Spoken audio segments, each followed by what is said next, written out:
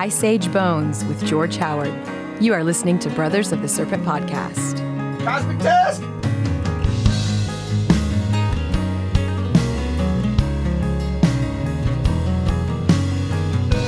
And welcome back, ladies and gentlemen, boys and girls, angels and demons and monsters and serpents. This is Brothers of the Serpent podcast, and we are coming to you not live from the 10 by 10 by 10 tangent cube of science, where we are nestled amongst the dusty bones of an ancient seabed high atop the Edwards Plateau. And we're in the middle of our Path of the Pole book report, and chapter 10, which is all about the mammoths, the Alaskan bonebeds, the digging Pleistocene megafauna out of the muck. And George contacted us. Well, we've been in contact with George pretty regularly, and so him and Kyle started talking about this, and we decided we needed to have George on for this right when we're in this segment of the book. He gave me a bit of a rant, and I was like, you got to come on the show. You got to come on the show. Oh, man, I still got it, brother. I got at least 3 rants in me. And I haven't given you guys one in a while. So thanks for joining us, George. Tonight. Yes, welcome. Remember, it's nothing personal. Oh, no, of course not. It's nothing personal. Yeah. Just because I'm looking at you and you're screaming and it's not you. I don't know. George got a little stern with me before the show because, He did. I chided him first on his terminology. And then he brought the hammer down on me, folks. Just And ladies and gentlemen, we decided that the subject is simply too controversial with the host and the guest right now. So we're going to withhold it for a future episode. Leave them with a cliffhanger. That's right. A future episode, we'll discuss that one when everyone's calmed down. When we've all calmed down. That's right. We made friends again and hugged it out. But for now, we want to discuss George's knowledge about the bone beds, right, George? So where do you want to start with that? Yeah, the interesting thing is it's bone beds, but I guess I'll start with the place that some of your listeners either left in this subject, both with you all speaking of it and also with the appearance of John Reeves on Joe Rogan 2 weeks ago, which I'm sure we would recommend to any of them. Oh, yeah, absolutely. Yeah, great show. It's a must listen. And I imagine a lot of your listeners and people that read some of my stuff, I've got a brand new post on it, did see the Reeves thing. So I'm going to assume a little of that was in there and not go through a total explanation of what John Reeves, some of the incredible stuff he said on Rogan, and not try to just recount that episode because we got kind of more to talk about. But the basic outline, or y'all can provide it too, is that a wealthy, experienced, really cool dude, man, was on Joe Rogan 3 weeks ago that is an Alaskan gold miner. And he has been atop, literally, what you call a bone bed. And they didn't use that term enough on Rogan, but that's what I call it. It's a good name. Yeah. And that is the technical term. And you don't find many of them. That's why you don't hear the term much. But let's think about where bone beds that we might have heard of. Waco, Texas, right? You got the Mammoth Museum up there, right? That's a bone bed. They didn't start a museum because you had, one tusk sticking out of the ground, right? Yeah. Yeah. And then you got the, what's the name of it? In North Dakota. Oh, God. It escapes me right now. There's one in Wyoming. Another big mammoth museum. Just hot springs, cool springs, whatever. Isn't there a another bone bed museum? Yeah. So there's 2 in the U.S., and there are other known places that had more than one mammoth bone. Okay, you're talking about mammoth bones. Isn't there a... Oh, no, these are multiple Ice Age species. Yeah, I'm talking about, isn't there a place in Wyoming that has a bunch of dinosaur bones in Wyoming? Oh, yeah. Well, they're dinosaur bearing deposits, all over the U.S. Yeah. Right. Yeah. But then, as we talk about these things, we're talking about 5,000 times more recent than that. I just want people to know that. Right? Yeah. And I don't know whether you'd say there are going to be fewer of these sites. I guess you could say that because over geological time, you would trap more fossils, and they're rare as shit, in rock than you would have actual remaining things from the Ice Age, and that's such an important point, and I made the mistake too, but people got to know, even if you interchange the terms, that these are not fossils that are found in these bone beds. A fossil is something that's turned into rock, and that's going to take a minimum, Hold on, whatever it is, 5 or 10 million years, in certain conditions. What this is like finding, a skeleton that's laying around. So it's not a fossil, but hey, that's kind of one of my pet peeves. There's one there. I'll stop people and say, no, man, no one's ever found a mammoth fossil. hold on now. We went through this on Cosmography. I bet you have. I bet you got opinions, but let's not get bogged down. You got a lot of information. Hey, okay. It's not an opinion.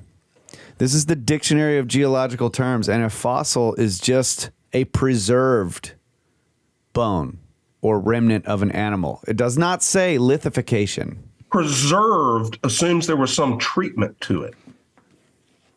Could be. Like, we made the same point to Randall. We were like, wait, it's not fossilized. Yeah, it doesn't surprise me y'all hadn't talked that y'all have talked about this. I stepped in a snake pit here. It's all right. And I'm prepared to be proven wrong. Yeah. But I still think there's I don't want to be, because it's interesting, because people need to understand how much more recent this stuff is. All right, well, I'll just read than it. Your average fossil. Fossil. Any remains, trace, or imprint of a plant or animal that has been preserved in the Earth's crust since some past geologic or prehistoric time.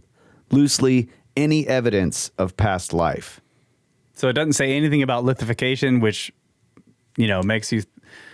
It seems like these are could your be... recent past relatives fossils? My dad is a fossil. Yeah, old fossil. Everybody you call them a fossil until they die.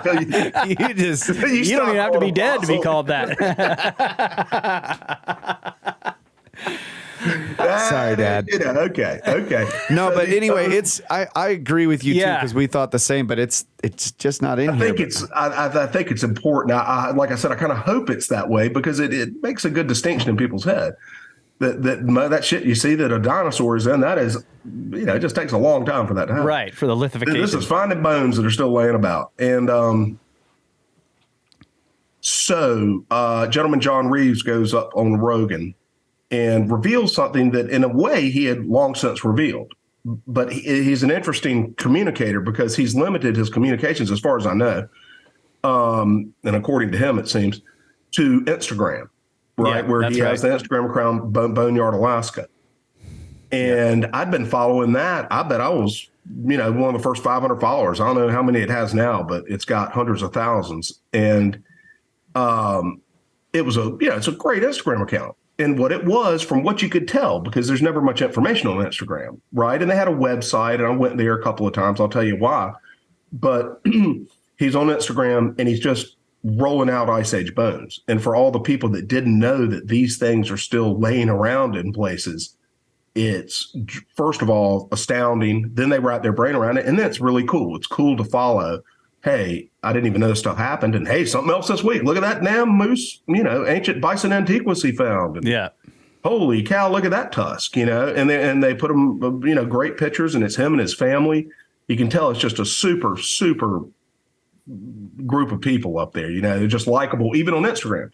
So, but all along, I suspected, and I still suspect, but do not know, and I cannot wait to talk to John Reeves if I'm so lucky, that the woolly mammoth tusk that's hanging right over there that we call the tusk, I suspected it came from his place, because it looked so much like some of his material. And there's some regionality to how bones weather. You know what I mean? Yeah. And it just had that look. My wife agreed years ago when I first showed her. So I said, there's this guy in Alaska pulling these things that looks just like ours. So I think I tried to contact him then and sent an email to the website. And I said, hey, man, I got this tusk. And I actually run a website called The Tusk and other things like that. I'm kind of a tusk guy, and I am a big fan of what you're doing up there. Could you tell me, did mine come from you? And I'll tell you how I got mine in a second. And I never heard back, So those are things that you don't follow. But I'll tell you, I tried him again, and I tried to send him a paper that we got to talk about this very important that he still needs to know about. And then when he came on Rogan, I was thrilled. I'm like, holy cow, that guy's going to be on Rogan. I can't wait to hear what he's got to say. But damn it, I never got him that paper. And I've got a feeling, my gut says he never read the paper that the Comet Research Group published in 2017 on his fossil bone remains. Is this the one where they were looking at? Is this the one they were looking at proxies that were contained in the material trapped in the bones? Is that? That's right. Yeah. Here's kind of how the story lays down. And folks, I do not mean to be long-winded, but I just think it kind of deserves it. And there's several pieces and parts. Yeah, no, tell us the whole story. So the Cosmic, and it gets back to the very beginnings of the Cosmic Research Group. Cosmic, listen to me. It's having that damn party, the Cosmic Summit. I'm dropping the Comet Research Group. I'm a co-director. I should know the name. So the Comet Research Group, long before we started a 401c3 and named it the Comet Research Group and had this loose affiliation, it was really loose affiliation, but it was based on Alan West and Dr. Richard Firestone and then Dr. Kennett and Dr. Bunch getting in touch with each other between 2001 and 2005. I was already in touch with Firestone when they started getting in touch. So I was kind of following along with this stuff. And it turns out Dr. West, with Dr. Firestone, with him doing the testing, had found some tusks and some bison skulls that exhibited impact material.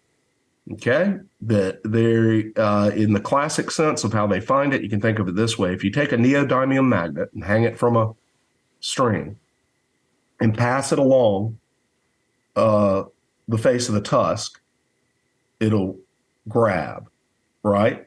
And that's simple, dimple stuff, but then that leads to other stuff. Okay, what did it grab? Let's test it. And that's where Firestone came in because, Alan was finding this stuff. Alan's smart and intuitive. So he said, let's see, what is this iron material that you find embedded in these tusks? It causes a burn mark, and some of it's embedded, and it's just clearly distinct from the animal. And Firestone tested them, and he said, "Well, that's iron, obviously, magnet attracted to it, and it also has 13% nickel." Oh man! Well, there's only one place you find that kind of iron.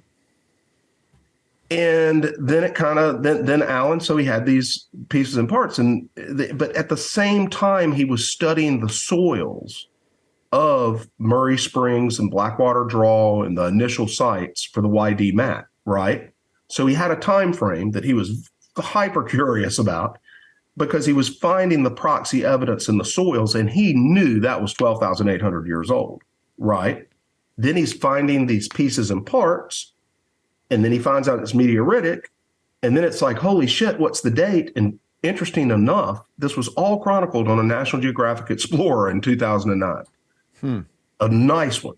And that's a key part of the story because this was during the honeymoon phase. Then we published the paper. All of this happened with Alan.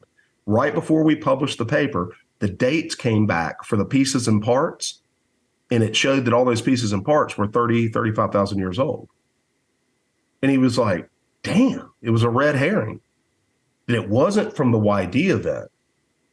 The pieces and parts were from something that happened before. Yeah, so it's still real evidence about some kind of event. Of a catastrophe. Yeah, but it's just not the one he was looking at. Yeah. That's initial evidence, a curious fact. And immediately they set it all aside, literally and figuratively, and said, we're going to continue to investigate what we think we find in these soils and any other evidence we can find, but the tusks, we're not going to look into that right now. We don't have the bandwidth, right?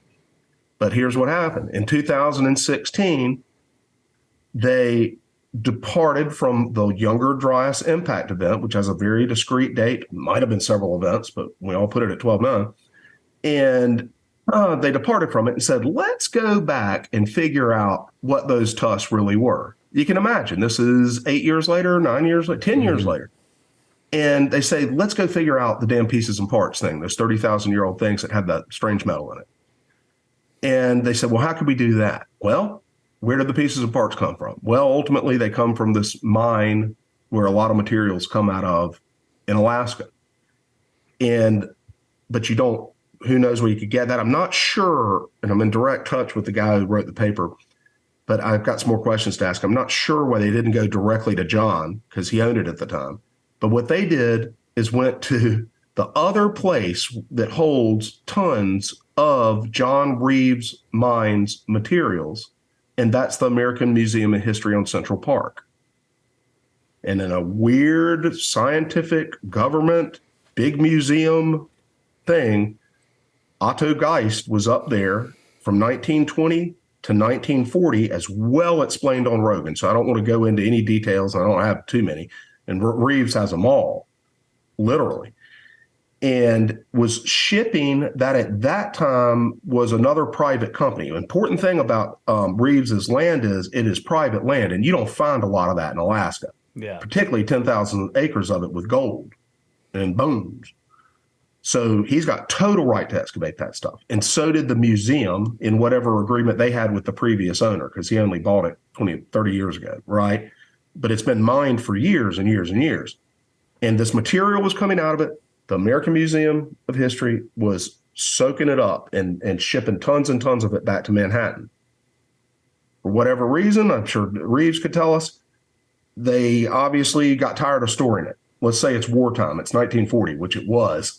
And there are notes, detailed black and white fact notes that only Reeves had that he revealed on the Rogan show, that they dumped a bunch of excess material, presumably tons of it, in the East River off of 64th Street in Manhattan. And that was kind of the big reveal of the show. And that was very interesting. But I'm sitting there wanting to climb inside of my car speakers. Okay? In a bad way, son. I mean, where you're like, damn, I won. I'm so glad to listen to this, man. This is fascinating. I think I own this Tusky Gamer thing. And it's great stuff. And it's going to get people interested in this stuff. But I don't think he's read the 2017 paper that we did. And I had felt that these last few years. Because here's the thing about that paper. We've departed from the Younger Dryas event, this Comet Research Group, 2 times in the publishing history. You know, we put out 40 or 50 papers on the YD event, but 2 times we've departed from it. Once was to publish the Tal al-Amam paper, which is an impact 3,700 years ago, or an airburst in the Jordan Valley. So we did independent research outside of the YD thing, not thinking it was 12,000 years old or anything. What's this burn layer? And we published a paper on it last September, or September 21. And it, to be frank, it's the immodest. It's the most popular scientific paper in the world now. It's got 650,000 downloads at Nature. The ultrametric score, which is like the tracker for scientific papers, the really good one that, Nature uses, like they use on their site, it's the #1 paper. And it'll stand at some point, I guess it could knock down for its age. And for all papers ever published, I got to brag a little bit on this paper because people need to read it. For its age, it's #1, and it's gotten into the top 300 of all 22 million scientific papers ever published. Wow. And it's got all these things, but it's not because it's getting talked about so much. It's just that there are enough interested people in it. But whatever, that one was popular, clearly. Departed on it, it's popular. In 2017, when they published the mammoth, the bones in Alaska are cosmic paper, which is what it concluded, that they were cosmically killed, those animals. That 2017 paper landed as the tree in the forest. No one heard it at all. And it drove me kind of crazy. I remember tweeting like the Anchorage TV station, like, hey, man, read this paper. This makes a good story, man. There are a bunch of cosmic bones up outside of Fairbanks, that we tested because I skipped this. That paper was not written with direct access to the in situ materials. It was written by John Hagstrom, who's a member of the Comet Research Group. And I don't know the details, but somehow he obtained access to the bone basement up there at the museum. And in essence, scraped sediment from their bones, which had been transported 80 to 100 years ago from John's mine. So it's still got the sediment on it. So for the purposes of the Comet Research Group's proxy investigation, let's just say to find magnetic spherules that are quenched at super high temperatures and exhibit, cosmic geochemistry and high-end platinum, our little things that prove the YD event, all that same shit was in those bones, man.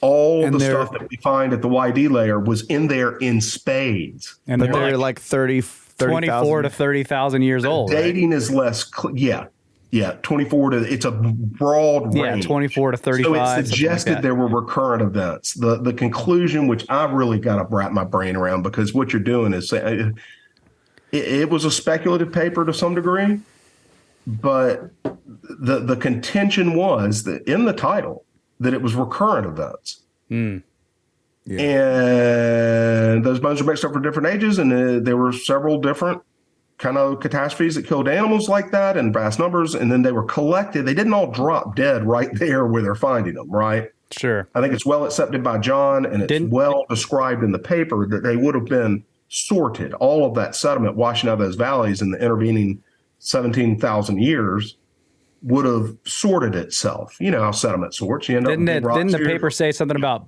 blast deposits? Wasn't that what it was saying? Yeah, the 17 paper. I don't know. that's what they. Yeah, here I'll share it. What time we got? Am I I forgot pushing to you? start the. I ain't even gotten to the good stuff. No, it's good. I'm just checking the time. Hold on.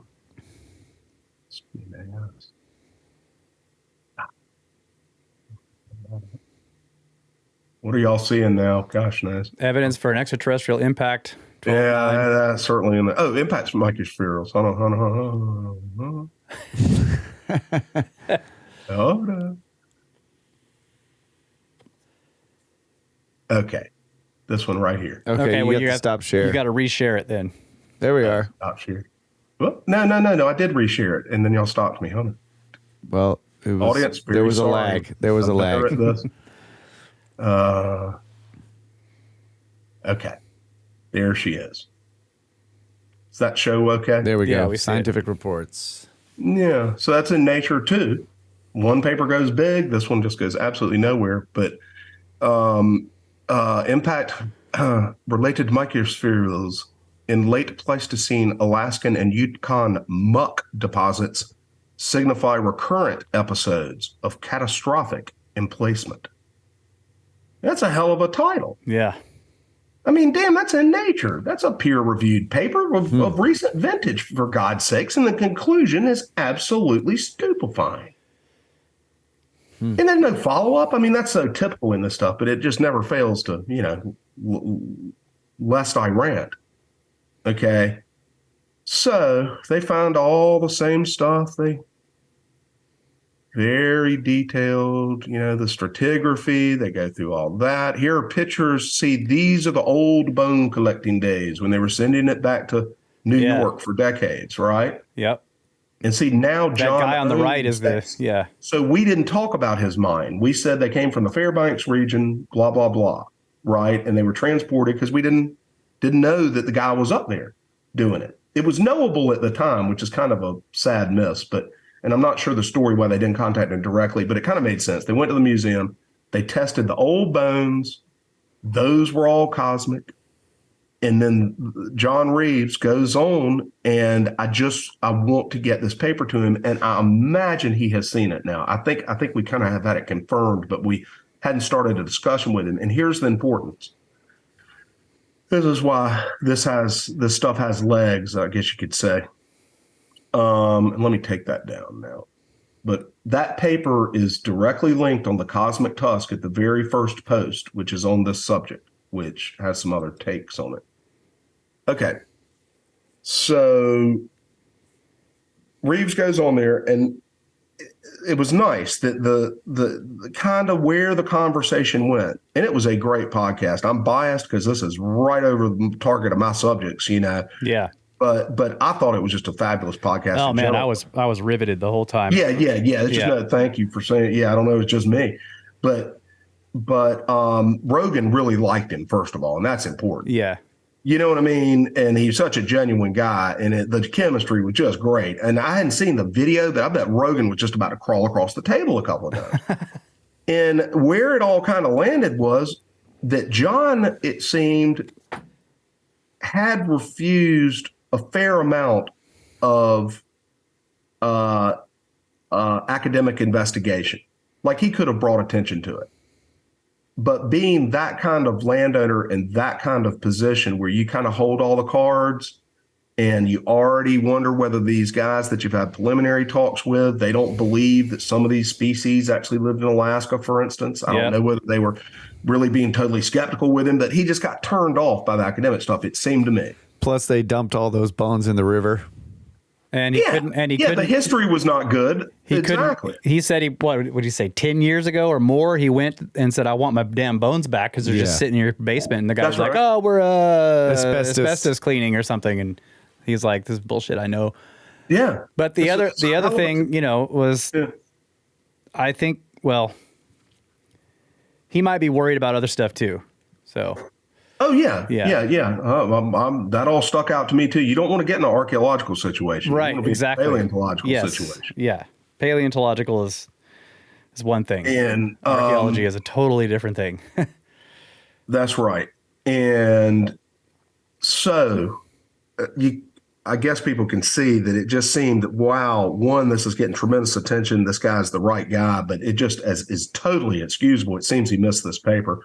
And maybe he didn't. But at the end of the podcast, it winds up that they kind of invite Randall to come up there. Yeah. Yeah, they said, right? I think that he trusted Randall. Several times he said Randall, yeah. That's right. He trusted Randall. So that got me. I'm crawling on my damn windshield at that point. Like, hell yes, because one, I can get him the paper. Now we know there'll be some contact between Randall and John Reeves, presumably. We can get into kind of how that may be taking place. But two, to be frank, and Randall will be the first to agree with this, that, Randall is a generalist and science communicator and a voracious consumer and rememberer of information and compiler and synthesizer. He is not a research scientist. Right. He's not going to go sift through all the sediment back in Atlanta, get the magnetic fraction, wash it with acid, put it on a stub for a transmission electron microscope, and tell John Reeves that he's got an impact sphere. See what I'm saying? Yeah.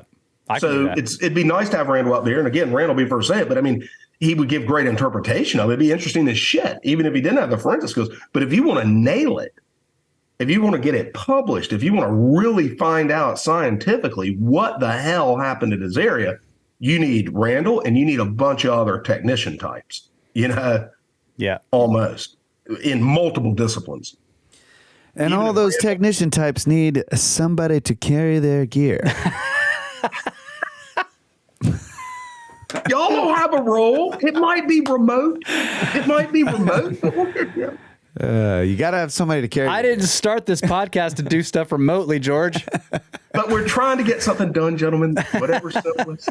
The goal here is to go where I hope it heads. Yeah. And if I'm lucky enough to have John Reeves hear this personally, or any of his family or something, where you hope this leads, with all modesty, towards dealing with private landowners. And I, as much as anyone, we get that. I know you fellas get that. Yep. You are ranchers yourselves. I'm going to be talking about a ranch I'm involved with in Texas that's many thousands of acres. I've been involved with it for decades, and I've got 100,000 acres at 90 locations that my company that I just sold manages. I've dealt nothing but with private landowners doing crazy stuff that they were suspicious about you doing for my entire career. Right. And they deserve their suspicion. They're totally entitled to it. But if John Reeves was interested in not only having Randall, both physically and but intellectually, like bringing him in the wire, right? If he would let the Comet Research Group, which Randall has agreed, very much so, like, heck yeah, the Comet Research Group could really nail this thing. And they've already written the damn paper on the materials. Yeah. And have them come up there too. And let's start looking at that stuff, both from the big picture that Randall, of course, would provide and the communication of it that he would provide. Because these guys that run the microscopes, they're not podcasters, right? Yeah. You got to have both sides of it. And I think it will be a beautiful mix, and it'll take a few years. This is not something where you run up there, Right. Do a podcast. We found something crazy. There might be some of that. It can even be with no podcast. That's our job. Yeah, that's right. But it takes years to get these papers published. We're going to go up there. Look at the bones. Yeah. This one's definitely 30,000 years old. I can just feel it. It's what behind the rabbit. Right. So that's a long tangled tale on that one. We got another one to go through in a second, but so we've got some appeals out there. It was funny. I guess I can say this. I don't know, but right after that podcast, I had watched it. No, I hadn't watched it yet. That's right. But I get this text from Randall. That's right. Of course, I haven't watched it. I haven't known yet. And Joe Rogan had just left the show with Reeves, and Rogan texted. Said, I just had an incredible podcast with this guy, John Reeves.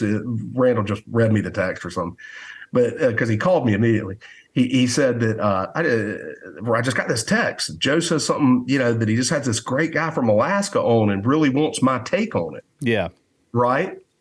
And he said, and Randall called me and said, that's the bones y'all tested. Randall knew about the paper. Sure. Because Randall does his damn homework. He saw that tree fall in the forest. Right. And I wasn't even sure of that. I don't think we'd ever discussed it. So then he gets in touch with me, and I'll tell you why in a second. But I said, first of all, that's great, of the paper, because I knew he was going on there. They had announced he was coming on, and immediately I was like, oh, no, that guy's going to be super famous, and I'll never get the paper to him. But now Joe has reached out saying, hey, what's the deal with it? And Randall already knows to send Joe the paper. So it took a couple of days. Well, then Randall was getting in the car to take his family, I think, to a relative's, and he said, can you get me the paper? So it was a little awkward, and it might not have worked. Whatever. I got him the paper. Rogan's got the paper. We kind of know that, although he hadn't commented really on it, but we know he's got it as requested. And I presume that it is going to John through that field too. Maybe Joe has sent it. But there was another path where John Hagstrom, who wrote the paper, wrote the family at the company email and also somewhere else. And there's some little talks on that side. And I won't say any more because that's between two people that are on the podcast, right? So there is a little talk going on with them now directly from the Comet Research Group, just initial stuff. And then there's the interest over on the Rogan side and Randall, which you'll tie that in at the appropriate time and at Mr. Reeves's convenience, right? But if we can bring those two people together on his mind site, I think there's much to be revealed and discovered in a proper manner. That's great, man. Yeah. And I can find out where the hell my tusk came from because I've been wondering since 2007. Yeah, all right. What do you, before we go to the break, what do you think of the bone rush? I think it's so great, man. I hadn't checked in on it on social media. I hope it's probably Yahoo's the first week, and those guys all go home, probably a half dozen, maybe. But I bet you, just as John anticipated, I bet you there are some serious people up that aren't talking about it, and they're going to go do it. And some of those might be, not as skilled either. But I bet you, like any of these things, somebody will go out there with the right team. Yeah, and it'll be fun to watch. Yeah, it'll be fun. I just hope it doesn't drop tusk prices. We don't want a whole bunch of supply. A big supply rush out there. Maybe they'll bleed them off, right? Which John is clearly doing because he has about, God knows how many thousands of what I have on the wall right there. Yeah, it's crazy. Okay, just a little bit, just because you might have some people that were actually listening to me going, hold on, he kind of left something out.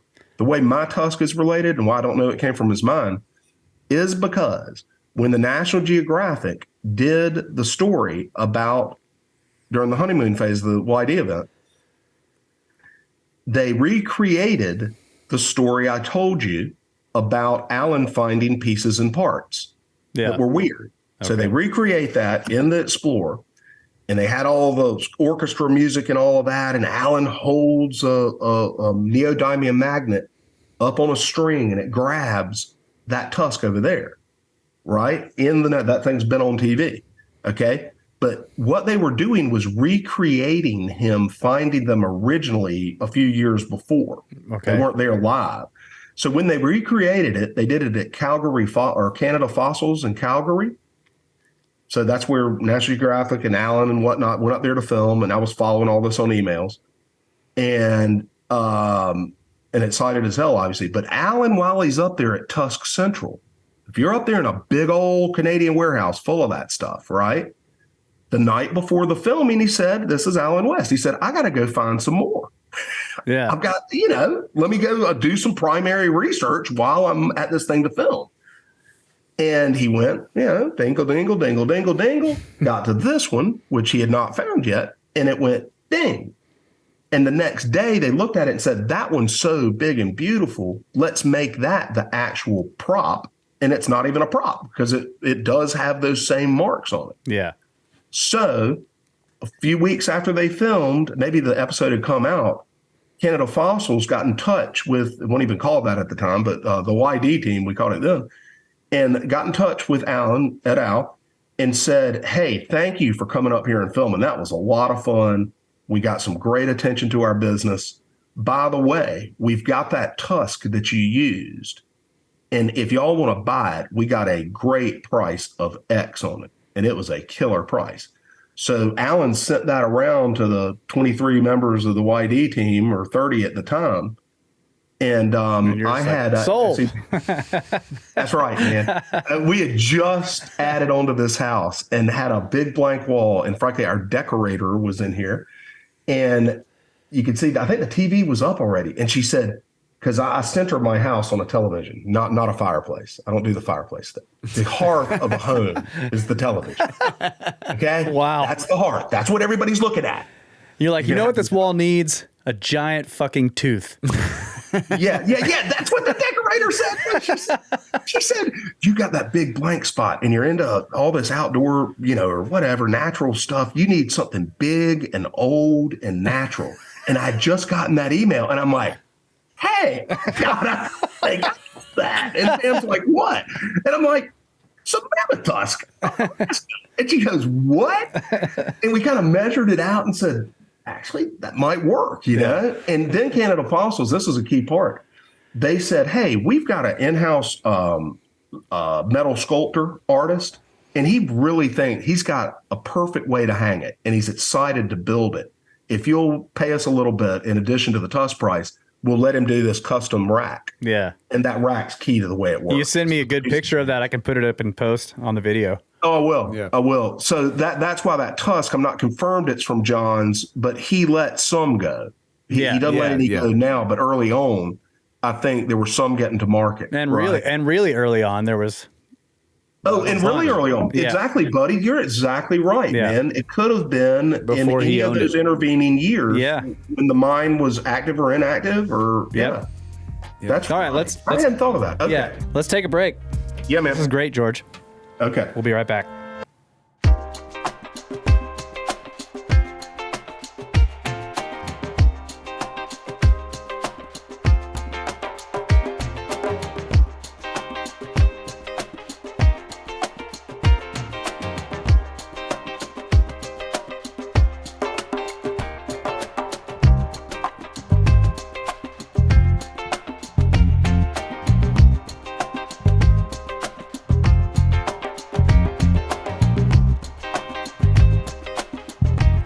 And we're back, ladies and gentlemen, Brothers of the Serpent podcast, joined by George Howard of the Cosmic Tusk. And George and I have been talking a lot recently as we were getting prepared to do the Cosmic Summit 2023 event in Asheville, North Carolina on June 17th and 18th? 16 and 17. 16 and 17. Sorry about that. No, excuse me. 17 and 18, but you should get there on the 16th. We'll have a meetup that night. You wouldn't want to try to get there at 8:30 in the morning on Saturday. So we'll have action on Friday night. Yeah. Yeah, so we've been talking a lot, and we've there's a lot of stuff going on, folks. There's a lot of things going on. Number one, There indeed is. yeah, we're doing this event. I'm just kind of helping out a little bit, but George is running this event, and it's going to be a lot of fun. And then lots of interesting things unfolding, like this whole Reeves situation, and then I think Randall's going back on Joe Rogan, That's right. and you're planning to take a road trip with him, or what? You picking him up, bringing him down here? Brad was kind to suggest, because I'm kind of itching for a road trip. First of all, I've missed all y'all's tours. Yeah, what's you know the what deal? I mean? I'm always the guy that's not there that kind of. That's the other thing is we're going to Turkey. You're coming with us. We are going to Turkey. Holy Yeah. crap. Oh, I know, man. We haven't even much talked about it, guys, because there's so much other shit going on, but we're going to Turkey. we It's are. going to be cool. Okay. So that is coming up. But I'm just thinking just old American road trips. And Yeah. I've never had too many of those in any way. And since I've just sold my company, I've got a little bit less responsibility, a little bit more freedom. I was kind of half up for a road trip without one in mind. And Brad was kind of suggest that I come pair with Steven, who I hadn't met yet. Yeah, Steven's cool. Yeah. And can't wait to meet him. And me and Steven kind of drive Randall down to Austin from Atlanta and have a little fun. So I was kind of figuring it'd be back and forth trip. And then I started talking to Randall, and he was like, man, I'd love you to come too. And that'd be great if you drove, George, but let's make it a tour. Let's go ahead and spend a few days out there. And it's just couple of weeks away. I said, you know what? I think I can actually pull that off. And I think we were both kind of thinking immediately the same thing that, in fact, I know we were. And then he said it. He said, let's go down the Natchez Trail.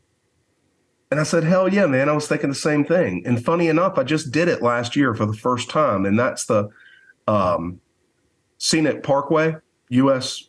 National Park Service Scenic Highway. And it was amazing to me because very familiar with the Blue Ridge Parkway that goes through North Carolina, as kids, we grew up. It's got a certain look to it. I don't know if you've ever been in one of these parkways that were built in the 40s, but they're interesting.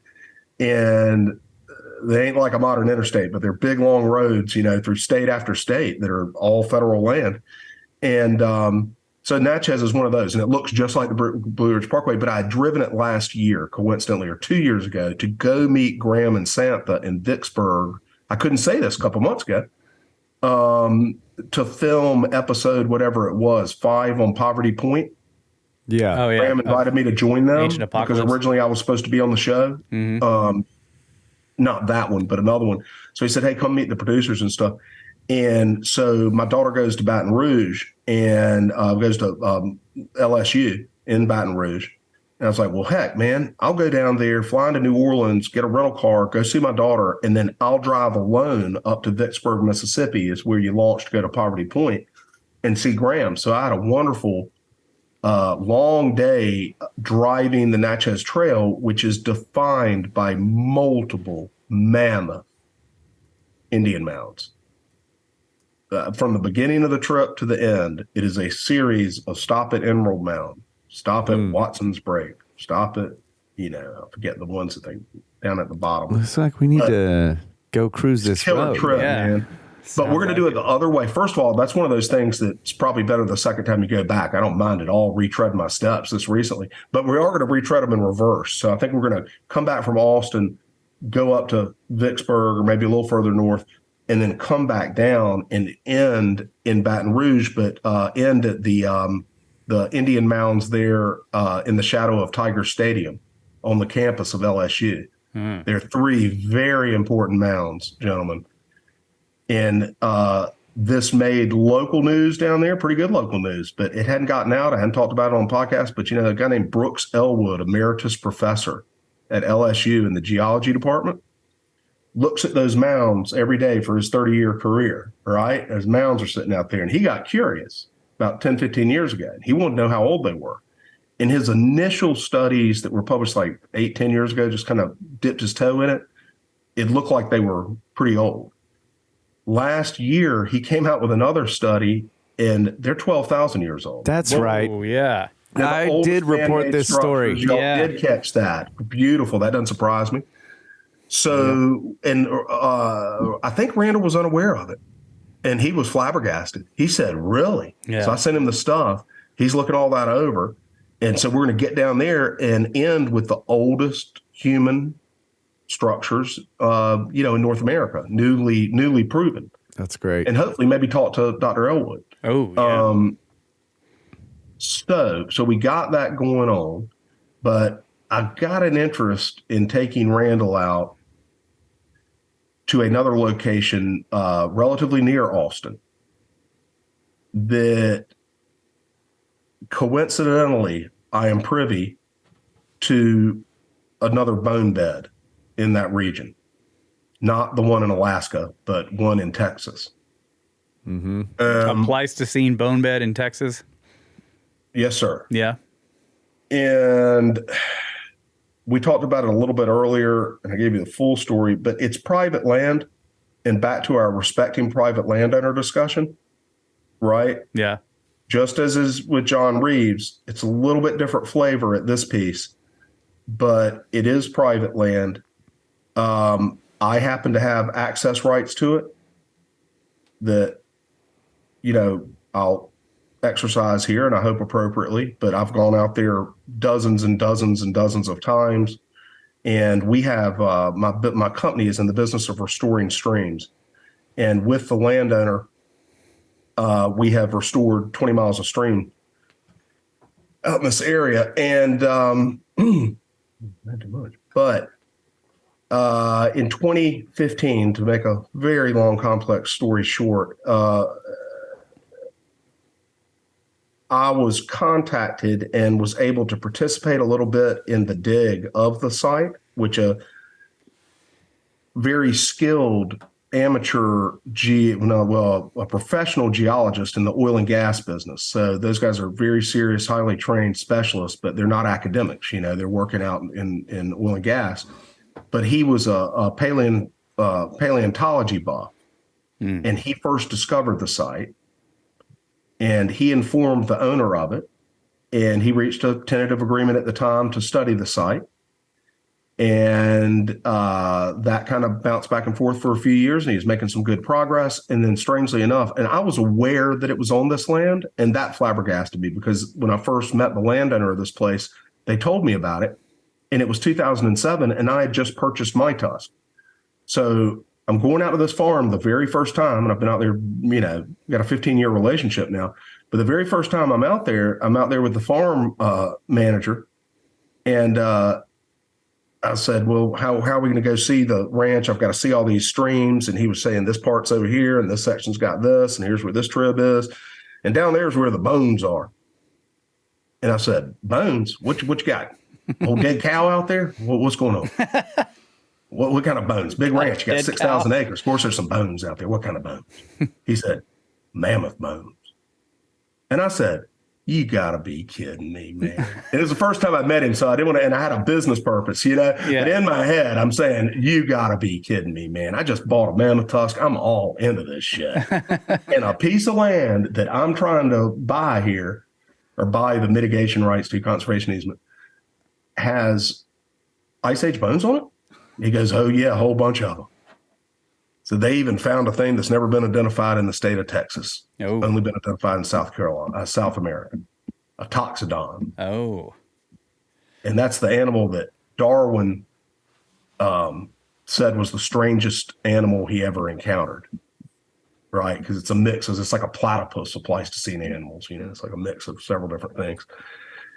So they'd never found a toxodon there. So it all immediately was kind of, important.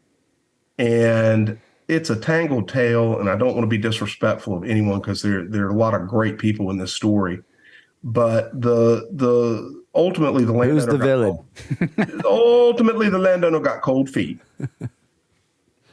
and kind of handed it over the future prospects of the place in, I think, a pretty formal manner. I haven't seen the agreement, but handed over the principal investigatorship from the avocational expert to PhDs in a university in Texas that maybe we'll talk about when we go out there or something. Okay.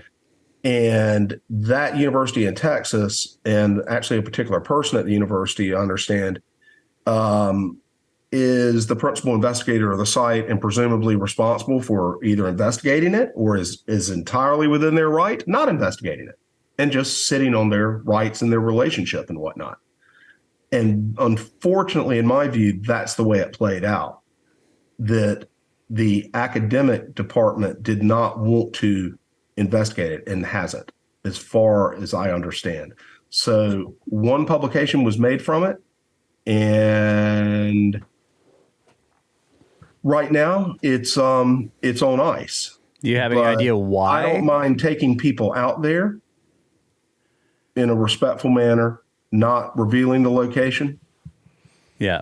and taking a look at it, because there are a lot of people interested in this stuff now based on the Reeves interview. And I think Randall would find it interesting, and maybe perhaps, Joe will join us. We're going to go the next day. Is there any reason why they haven't investigated it? Do you know why they might be sitting on it? Is there? God, I don't want to pick fights early. Okay, so there are reasons. Maybe they're not good. Is that what you're saying? Yeah, I think they're terrible reasons. Okay.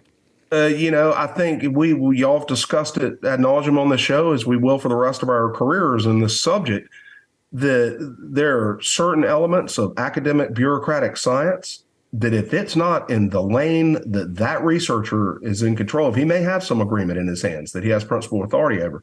But if it's not his thing to look into it at that time, and he would rather study usually what is some very narrow interest that he may have, or his lab may have, or his postdocs may have, if it ain't any of those buckets, you don't go mess with it. You can't inspire those people. We always picture it, and some of it happens sometimes, but like somebody finds something and academics drop everything, rush out and go write a paper on it. It just doesn't work that way. Yeah. You got to go find the academic that was already working on that subdiscipline, right? And then get him interested, and then hope he actually follows through. It's not like everybody's out there dying to look at these things. Believe it or not, even though, as Rogan made clear, these are very valuable. They're interesting. Yeah. And we don't know whether these bones were catastrophically emplaced, but there are a hell of a lot of them. And they had barely scratched the surface. And again, with due consideration of the landowner, maybe they don't want to have a Waco Mammoth Museum out there. Yeah. Right. Now, the landowner is kind of quasi-public in a sense, right? So they've got a little public responsibility, and I think they need to look hard at it and give it another look, right? And maybe we can help encourage them to give it another look. But I think if anyone were to, and I'm not planning to necessarily do it, but was wanting to encourage the investigation of this site after we show it and it becomes more known, that attention is properly directed at the university. Yeah. And they should direct it there and say, hey, Texas College, could y'all please follow up on that? Yeah. Maybe get them to have a public statement and let us know what the hell's going on. Right. So field trip with Randall. Relatively soon. I didn't say the date that he's filming in. No. Nope. I don't think so. Already good. I don't want to damn blow any Joe Rogan rumors, secrets. But I'm honored to go, man. It's I can't wait. Like everybody, I'm a huge fan of Rogan. And just be fascinating to just go see him be a damn fly on the wall at a Rogan podcast. I can't imagine a greater thing to go do for a week, and then jump in the damn RV with Randall and go look at some Indian mounds. Oh, Yeah, sounds you're great. gonna have a great time. that's a January road trip, right? Or February. Yeah, you're gonna have a great time. Well, And we're going to meet y'all out there. My God, I mean, that's okay. I hope I'm not promising you to your fans early, but ladies and gentlemen, no, the snakes were included as a keystone part of this. Yeah, George has invited us to go out to this place, so I'm really excited to go see this. Yeah, for sure, man. That's right up my alley, bro. Yeah. I mean, It is up your alley. let's go explore some property and pick up fossils and bones and whatnot. And there's a tremendous amount of public information that we've produced, because the process that I work in my business, mitigation banking, is it's extremely data intensive. So that watershed just coincidentally has been studied like nobody's business. Right. We've got LiDAR to the damn millimeter on it. We got custom LiDAR where you get a plane to fly over it. Wow. Yeah, and actually we did that before the technology could do it from space. But that's the kind of now we don't do that, but we flew that one. And I mean, everything has been transected. The entire place has been digitally modeled. We have photogrammetry from drones, the full suite of information. And it's not all necessarily helpful to the bone thing, but it does. Randall immediately, he was like, hey, can I have you got any information on the greater landscape and watershed? I was like, you damn right I do. I've actually got information for, 20 miles upstream. That's cool. And but the key I can see how that would be helpful to try to maybe determine why are these in place here? Yeah. Why are they there? That's right, man. That's really cool. Is that where they drop dead, or is that a collection point? Like I think. Yeah, some wash-in Yeah.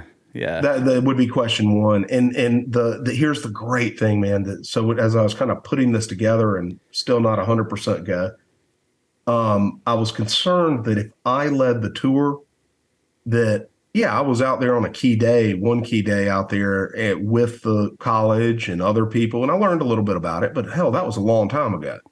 So it could look like, hey, here are some blue tarps on the ground. These guys told me there's some bones under it, and I got some pictures. Come on. Yeah.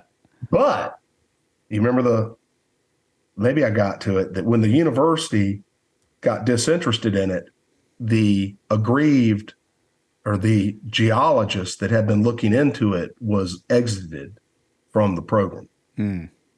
Right. And not the formal program, but he just wasn't going to be a part of any further investigations that didn't look like they were going to happen anyway. And we've run into these types before. Y'all know him. He became the pissed off, hey, I've got a good thing to investigate here. Don't turn it off. Right. And so he has agreed, to my surprise, kind of, because he's a button-down guy. He's not a social media person, or any of that kind of stuff by far. But he agreed, and he could change his mind between now and then, to give us a tour. And that's very important, because that tour would be, hey, I found this femur here, and here's where the first big tusk was found. Yeah. And this one was partially articulated, and this was going on there, and we think there's a bunch more over there. That's what would be interesting. Yeah, for sure. And right now, that's well, I imagine he's probably annoyed. Like he's like, I want this story needs to be told. Yeah. So maybe that's why he's agreeing. He's just like, somebody's showing interest. Like I want this to be known about, to be studied, to be looked at, to be, I would hate that. You just can't imagine you find something like this and then just have it to be shut down. When we went through the whole Gantenbrink story with the shafts in the pyramid, the same thing. He makes this discovery after doing months and months of preparatory, stuff, and then actually doing this stuff, and you're in the middle of this excitement. You're looking at new things, something no one has ever done before. Yeah. And then he makes this discovery and gets shut down and kicked off the project, right? You cannot imagine this. You can't imagine like how that would drive you crazy until you die if you can't tell people the story. Well, yesterday in the parking lot outside of Applebee's, I was on the phone with this gentleman, and I heard that voice of someone. Yeah. It had a major effect on him. And again, like I'm saying, not a public person by any means, but he was willing to do it because he deserved it. He deserved it. And you've run out of things. You got nothing to lose. Yeah. Yeah. In fact, I hate to speak for him, but he said that, and that's when I knew that, holy cow, this is great. I know it's tough for him, but if it's a help for him, we'll do it. Because you can see another scenario where he says, I'm just not interested in, fuck all that stuff. Yeah. Yeah. So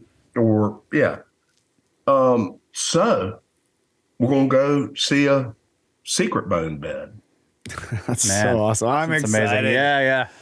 Thank you very much for the invite. Ah, man, y'all are perfect for it. That's a long drive from Banderas, right? No, it's not a problem. We'll be able to get out there. Yeah, Texans, that's just not a problem. Yeah, we're like, it's in the state. Yeah, it doesn't take a full day. Yeah. Yeah. That's pretty close. Yeah. Yeah. Well, I hope, I think it's almost guaranteed to be interesting. We'll see what wild stuff happens. There'll be some wild stuff. Yeah. I mean, we're bringing some beers. Yeah. Well, far be it for me to drink beer. This is just coffee, right? We went to a place, we went to a place where I feel like there needs to be more study done as well. I'm not a geologist that discovered anything, or, I'm not comparing myself to Gantenbrink, but we found some stuff at a private ranch. Sure. in South Texas that I was like, this is,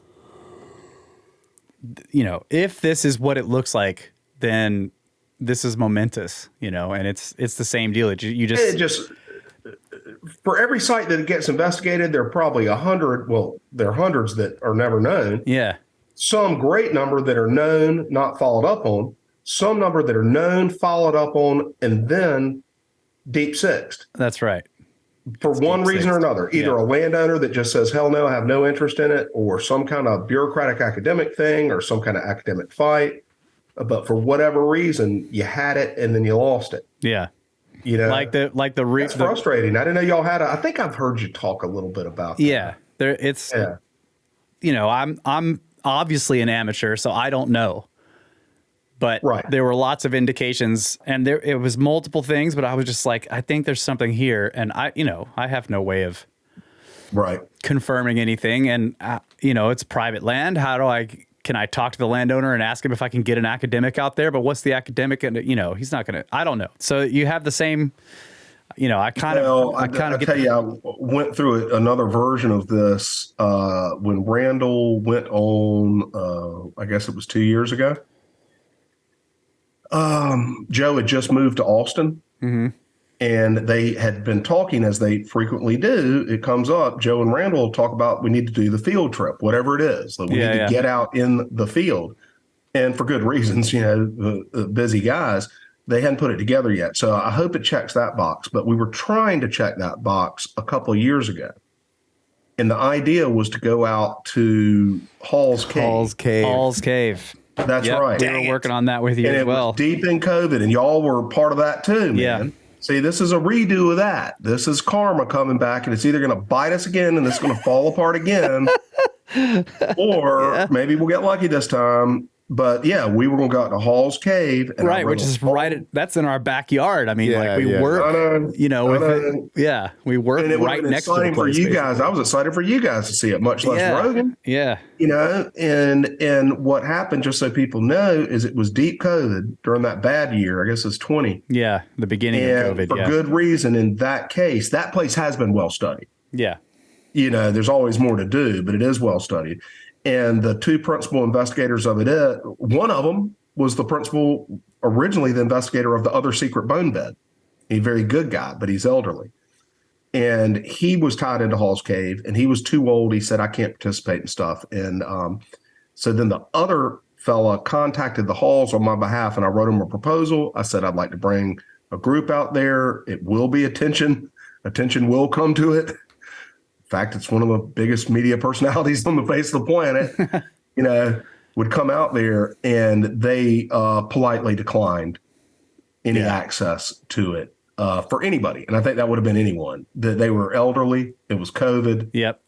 And they didn't want anybody around. And you got to respect that. Back to the landowner thing, I get it. Yep. And so we didn't do that field trip, thusly disappointed. And that was the second field trip we were trying to set up. I know. We had our damn the first one. We were going to go out in the boat. We were going to drink some beers. That was a COVID victim. that was a COVID victim too. COVID victim. Yeah. COVID throwing off original science by non-scientists. I had my flippy floppies. Take over I had my beers ready. God, we were going to be on a boat. Yeah. My nephew. And I would never forget. He had all the equipment. Ben rented an underwater drone. I mean, we had he lost his drone deposit. Yeah, he lost the deposit on the drone. I was going to have some Santana champ because it's so crisp. And we all sat around and bought crypto that crashed. Here, man, and watched our kids get stupid. I mean, come on. We could have been out there discovering the secrets of the earth, but nah, we're sitting around up shivering watching Fauci. Yeah, what's the deal, George? Like nothing we've set up with you has ever worked out. So. I know, that's why I'm very hey, listen, we got it penciled in for this bone bed. We'll see how it plays I'm not even sure about the summit. I'm like, I don't know. We're planning this with George. It's gonna collapse somehow. He can't even remember the date in June. No shit, that was October I got the hotel. Yeah. But hey, thanks for bringing up the summit, and I'll say a couple things for that on that because I think we're Sure. Let's take a break. We'll take one more break. We'll come back, and then we'll you can promote your stuff, and anything else you want to say, we'll wrap it up. Yeah. Okay. All right. Thanks, buddy. All right. We'll be right back, guys. Snakes.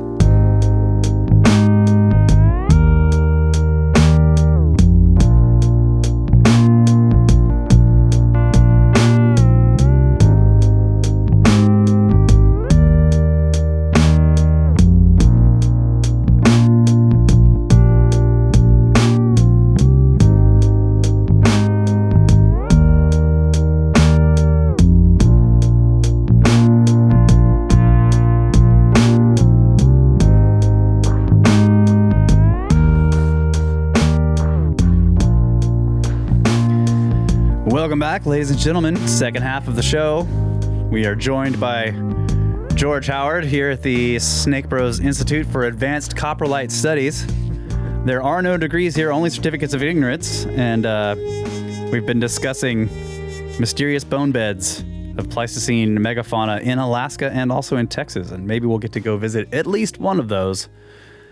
But I'm planning to visit both, George. 3 million year old dinosaur turd. Look at that. Yeah. He's got himself a coprolite, ladies and gentlemen. Looks just like a turd. I mean, it's almost like a joke. It is a joke. I mean, it's like a whoopee cushion type thing, or it's like a fake turd. I mean, it's the right color. It's still got all of its features. I mean, Yeah, send me a picture of it. Look at that. I love it. The turtle thing. I bought that at some fossil show. I love it. My wife lets it sit out, even though it looks like somebody crap. It's got a nice paperweight there. Sit back here you got a Clovis point. You got to have look a at that. Clovis point. I think I fake showed you one. all that. Yeah, the old $22 Clovis point. Okay, so I guess we're kind of wrapping up, and I got to do the customary pitch that podcasts are always nice to ask for some guests but I normally don't have anything to pitch really, except hey, go to my website. Yeah, but look, that is not the case these days. You sold your company, and then you just got this wild hair up your ass, and you're like, I'm gonna throw a convention. That's right, man. You're gonna bring people together. What's the goal? That's right, man. It was a confluence of you're right. I was looking at selling my company. It was still a few months out, but I started thinking, and I've got a 3-year employment agreement. So I was like, well, after we close, I got 3 years and I'll work that and I'll have a lot of fun, but I don't think I'll continue necessarily. And then it's like, okay, I'll be 59. What the hell am I going to do then? Who am I going to be? And that's okay. I've got a lot of avocational hobby exercise stuff actually, but I wanted to kind of stay in business. I don't necessarily need to make a bunch of money or anything, but I think like a businessman. I'm like, well, what could I do with this thing? Or what could I do in the future? Was not thinking about this stuff. But then I went to and spoke at a great conference that Robert Dakota had, and y'all were up there too in Sedona. Yeah. And we had a lot of fun. And yeah, that one worked out because we didn't plan it. Yeah. So we didn't talk to each other. We weren't like, hey, we're going to go to this thing. So it didn't fall apart. Nope, it was just we weren't looking forward to seeing each other. Right, yeah. Or anything like that. We were just like, hey, we're here. Yeah, we drove into town. I was like, you're there and being absolutely thrilled. Because that's the only time we've hung out. I was like, I'm calling George. I know he's here. He's here. He answers the phone. Hey, man. I'm like, we're here. Where are you at? Let's get coffee. What? Yeah. Phone call, man. And I jumped in the car. I said, I'll be over there in a minute. I need somebody to hang out with. I'm sitting like over here in a tourist shop, I'm like, alone in Sedona, some town I've never been in. It's day one. No, it worked out perfect. And it was so much fun. That was a magical conference, but it had some shortcomings to it, right? And I saw those and I said, I bet you could straighten this out and make it even better. And I bet you could do it in the East. Yeah. Right. And I didn't want to step on the toes out there, and I don't think it mattered. Robert and I have made good friends, and he has helped with this, and I've been on another show of his. But I said, I did feel like I should say something to him. And so the last night we were in his garage. God knows what we were doing in the garage because you don't have to step outside at Robert's to do anything you want, right? And It must have been something really bad. We were out in the garage, and I said, "Hey, Robert, man, I just got this damn thing, man. I want to do it in the East, man. Do you mind if I, rip you off, or I want to have a conference too, relatively soon?" He said, "No, man, that'd be great. He's such a good guy." And I said, "You know what? And I think I kind of want this vibe, man. This Sedona vibe is good. And I think I got a town in North Carolina that has kind of a Sedona vibe to it. Got the Crystal Crowd and in spades. And they do. And that is Asheville, North Carolina. Asheville is the Sedona of the East for cultural purposes, man. It is that place. With, hippies, freaks, new agers, and cool people, artists, it's got all of that mix, and it's drop dead gorgeous in its own mountainy way, just like Sedona is, What was we were in Sedona, is the coffee shop. It's like coffee, crystals, auras. Yeah. That's classic. I went in there and I was like, what do you recommend? And the guy's like, oh, this thing has like mushrooms and grass and all this stuff. And I was just like, okay, dude. Yeah, I'll take it. Give me one. His store has two locations. Coffee. Yeah. His store has two locations. One is in Sedona and the other one's on Broadway in Asheville. Oh, wow. That guy? I don't know that for sure. Yeah. There is probably retail crossover between the two towns. Yeah. You know what I mean? Yeah. That coffee shop. So, long story short, y'all know most of that. Nobody else needs to. We went through a bunch of craziness this summer to lock down a hotel, and we ended up with a damn good one, I think. And that's the Asheville Crown Plaza Resort. Mm-hmm. And I don't think people are going to be playing golf on this thing, but it's got a nice little golf course and swimming pools and racquetball or something. And you could have Randall go out there and do some golf. Oh, yeah. And take a crowd of people, and he can just sit there and do his whole golf spiel. Yeah. I'll take him out there, just me and him. If he would hit a golf ball for me, I got to see that. Well, he's got this whole thing on golf and Does he? Yeah. Oh, yeah. I had no idea. Golf and baseball, but golf, he can go off on the sacred. I mean, there's just some craziness with golf. All the symbolism of golf. The symbolism and everything. I've got to say then, gosh, man, as something like this, as y'all know, and maybe some people know, this thing has turned out to be very popular. Yeah. I mean, and I'm one of those people, and we do a fair amount of entertaining, and I used to in college and stuff like that. It's worse. Now my wife takes the anxiety, and it always works out with her. But back in the day when you used to have parties, I would both be the guy that have the party, and for whatever shallow reason, I would get nervous as shit. Nobody's going to come. I'm just one of those people. And I mean, you're sitting around and told people to come at 7 and it's 7:30 and I'm going, oh, nobody's coming. And of course it turns into an absolute throwdown rager by 9. Yeah. So fortunately I didn't have to wait hours after the party to get the satisfaction that comes with that stuff. We put this thing on sale and it is taking off and it ain't stopping anytime soon, man. We're going to sell it out. It's very clear. We're working on what the cap number is. Kyle has been a tremendous assist to this, ladies. Well, thank you, George. No, and it's not going to end. I'm going to make you assist more and more and more and more. I can't get enough of your assistance. I got to start. I'll give you my heart. Yeah, so he's in the tank trying to work out with me and the hotel and convention organizer I have how many people we can get in there. And I was very disappointed to see today that it was much lower than I thought. Yeah, I was too. I suspected it all along. We were hoping to get 1,000 seated where you can eat, because the key thing about this thing too, and it may seem like an expensive ticket price, but we're going to feed you well. We're going to have 4 meals and we're going to have one big throwdown barbecue, right? That stuff's expensive. And what was I going to say? Oh yeah, for getting a certain number of people in, you've got to get people at tables if you're going to feed them. Yep. So they said 1,600 people. I guess. Yeah, you can like seat even movie style. Theater style seating. You can get 1,600 or whatever. I think their 1,600 number is people standing like this beside each other. Yeah, and then it's 1,200 seated, and then it goes down, as we saw today, Kyle, the preliminary estimate or whatever was more like 600 or so. Yeah, about right at 590 something, 600. Yeah, and we've already sold 417 tickets. I'll do a live check if I can, but and that's fun as hell seeing this ticket sell, man, because you know, I was worried this summer nobody would come, but as soon as they went on sale, they started selling, and then you can't believe it for a few weeks, and then you get it in a month, and like, well, this is great because what we could do, because we want to continue to have this conference in some form or fashion, and now we know we can do that it's worth doing, and now we can gold plate this conference and make it the best goddamn conference everybody ever went to.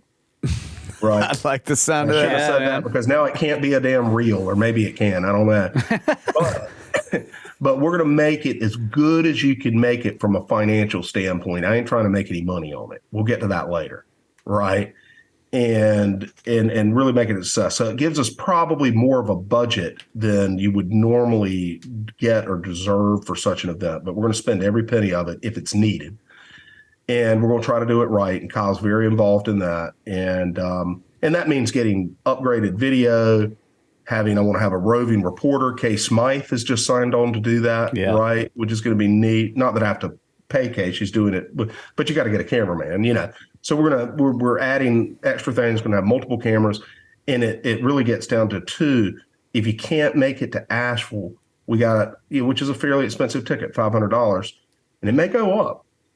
You can buy a $49 live stream.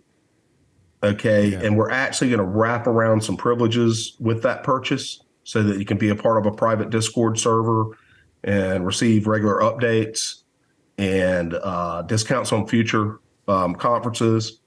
And all that's moving along with a big social media campaign just to talk about the back end of things. As a new conference organizer, I've gone ahead and gotten a gold-plated, wonderful team working to advertise this, not to fill the seats, because that's going to happen. Yeah. Right. And we're not initially advertising to say, hey, buy the live stream. We're just advertising the conference. The seats are going to fill up sometime in the next few weeks. And then we're going to really push, if you will, the live stream, because everybody can be there. And we're going to make it as interactive as possible. Today, I'm looking at this thing called Social Wall, where you can have people tweeting in and have it all show up on the LEDs. There are going to be other ways to make people involved. And we're going to try to create a community. I'll tell you, tentatively named the Cosmos Club, which I just couldn't think of a better name, but it's Cosmic Summit, Cosmos Club. And it sounds a little goofy and silly, but we're going to try to create a community of people who are interested in these subjects and going to future events at them or watching future live streams, and sell as many of those live streams as we can. And then 5% of the revenue for that, wish I could do more, but I got to be careful this first time, 5% of the revenue from the live stream will go to the Comet Research Group. So you'll be contributing, to research. And that video on demand, it will be both live. You can watch it live, but you can also keep it and keep it forevermore through HowTube, who is Randall's live stream provider and our very helpful partner. HowTube's a great company, and it's all going to be streamed through them. And we're gonna, as my dad used to say, knock them naked. Right. All right, man. We got 6 months to get it right. From looking forward to it. Yeah, I know. I've been thinking about my presentation. I have to pare it down to like 30 minutes. Ooh. That's going to be tough. Ben and I, an hour, man. Ben and I have been going back and forth on it. Well, I think 45 minutes, really, right? I mean, this is inside baseball, but it's 45 minutes. I think if I knock it down to 30, then I'll be on time. Okay, you want time for questions? Well, I'm giving you 45 minutes. I want 15 minutes. I want to know that I got 15 minutes of lead time where I can kind of go off on some stuff.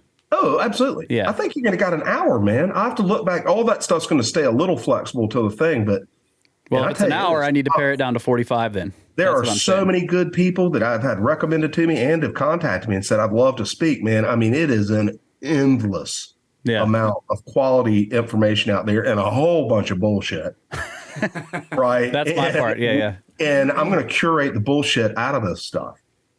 Right. And that's the only thing. I don't want this to be my show by any means, but for this conference and for any ones I'm involved in, because I do own the thing. This is a private for-profit enterprise, and won't go into the reasons why I did that, but it's not just to make money. I just think it's a more efficient, effective way to run something and make sure it works. Yeah. Or kill it if it doesn't work, right? Because a business will die if it doesn't work. You go try to do it nonprofits, you get a mess. And So, selling the live stream, I got a little distracted there. But You got a lot of people offering you wanting to speak. oh, yeah, offering to come talk. So you're like, and curating things, right? The speakers, obviously, that I invited were ones that I think have either, well, just so people know, they're roughly divided, actually pretty distinctly divided into speculators, as I call them. Yeah. You two would be speculators. That's right. Okay, I hope that's okay. Mm-hmm. All right. It's just fine. Got to be something. That's exactly what we are. Yes. Yeah, and scientists, and it's weighted kind of 1/3, 2/3 with 14 speakers, right? So we got 5 scientists and 9 speculators. And the very important, as people can see on the text of the website, and I hope the vibe of the conference, is those scientists are not going to agree with everything that the speculators are speculating. Sure. Yeah. And that's okay with everybody in the room. It's okay with the speculator. It should be okay for the scientist to say, hey, for instance, I know some of it's going to take the form of, let's just say, Dr. So-and-so gets up there. I don't want to get into names and whatnot right now, but we got some great speakers. I don't want to suggest that one would say this, but you could get somebody come up there and Dr. So-and-so says, I've loved meeting Graham Hancock, heard about him for years. I have immense respect for him as a writer. He could be onto something, but based on the evidence that I have seen over my career in, say, archaeology, he's probably full of shit. Right. Yeah. I don't think the scientist would say that. He would say it in some more dignified manner. Right. But there's no support in the body of archaeology for a precursor civilization, before 13,000 years ago that was worth knowing about in an intellectual sense. Yeah. And that's when I get up there and I say, you're banished from the land. Get out of this conference. No. But then said scientist in some potential world here, then he pivots and he goes, but despite being an initial skeptic when it was announced in 2007, I have done extensive work in the Younger Dryas field. And they are right about the catastrophe, Mr. Hancock. And yeah. You said that in 1995, and everybody said you were full of shit on that too. Yeah. Right? So the way I see it, half of Graham's thesis has been proven. You can dispute the one Younger Dryas, but we got 160 papers that says it happened, right? And a full debate that we're winning. So let's just say we won that. We got nothing on the precursor civilization. And for the time being, we won't. That's going to remain speculation, right? For potentially years to come. But we need to nail down the fact that Graham was right about that damn catastrophe. And just by being right about that, it should cause more interest in asking the question, was there something before? Right? It doesn't answer that question, the catastrophe. No, but it makes it a more legit question. It provides. You get halfway there. Yeah. Right? It provides the possibility. Yeah. Because it can in part explain the extreme lack of evidence if there was an enormously destructive event. Mm-hmm. The difficulty of evidence being found. And it's possible also that there has been plenty of evidence found that's just been mislabeled, right? That's the other part. That's the part that I'll be talking about and Ben will be talking about at this conference is we're basically showing like, look, there's people always say, well, where's the evidence of the ancient civilization? Well, we might be looking at it all the time. Yeah. Right. And what we've done is forced it into an interpretation box that Ben and many others can show has things spilling out of it that just will not fit in the damn box. That's right. So the box is not appropriately sized. That's right. That's right. Yeah. Now, what falls out and what stays in, who knows? But so that's kind of the idea behind it. I almost hate to say it because it's such a terrible name, but I thought about naming it Sci-Spec. Or no. Yeah, science and speculation. Sci-Spec. But it's just an awful name. And but it still in my head retains that vibe. So it's the Cosmic Summit. Well, what's that summit? People go meet on the summit. Who are we meeting? We're going to have people that believe. Everybody, the common thread will be that one way or another, everybody that comes on that stage believes there was a tremendous catastrophe. That's right. And some are going to believe there were multiple. Some are just going to be familiar with one. but they all believe there was a catastrophe. And then the speculators are going to go tell us what are the implications of that catastrophe. What evidence can we see that we might not have otherwise accepted because we did not accept this catastrophe? And I think that's got it's a good dynamic that I hope will be productive and fun and entertaining. I think it's going to be great, man. I'm really looking forward to it. So I'm glad you're doing this too. Hell out of it there. Yeah. I'm really glad you're doing this, folks. George, just, you're a successful businessman. You obviously have skills with organizing and bringing people together. And so I think doing this is just a perfect thing for you to be doing. You know all these people, and you have the gift of just putting people together. So I appreciate that, man. And I tell you, that's not unlike my business. And that's why it's an easy switch, because in the mitigation banking business, and God help us, I'm not going to explain that. But one aspect of it is, and this has always weirded everybody out with it, not weirded us out, but it's like, man, that's amazing. It's right down the middle. It's so down the middle that neither party has ever fully embraced us. It's a national environmental policy that both parties are like, I ain't so sure, because one says, I don't want to regulate the wetlands or whatever it is. And the other says, well, I don't want the developer to be able to destroy something by buying this guy's credits. Yeah. But it's the only practical answer, and it's in the middle. And not that I'm a big centrist by any means, but some intellectual type things require somebody in the middle to just go ahead and do it and try to drag everybody on the extremes along. Yeah. And that's speculators. Some of them are crazy. There are so many crazy birds y'all know out there that just totally misunderstand all this stuff and run way too far. Yeah. Ancient alien stuff. Not that it couldn't be possible, but I mean, everybody runs all, one way or another. And then the scientists, they're stuck on the other side. And some of them are just complete hard-headed assholes. Right? Yeah. But there's plenty in between. And that's what we're going to gather at that conference. It's going to be great. Cool, guys. Y'all are a key part of it. Thank you very much. George, thank you very much for coming on the show again. Yeah, thank you so much. It's always a pleasure to have you. And I am really looking forward to our field trips and events and everything coming up. So I can't wait to see you. None of it's going to happen. What a journey. It'll be a new variant. It'll be just some heinous variant comes out that only kills the young. CosmicSummit2023.com. people for the conference, and of course cosmictusk.com for George's site. Sign up to his newsletter, and you get great information whenever he writes new stuff. So thanks, George. We really appreciate you coming on the show. Y'all are terrific. I love this show. You know that.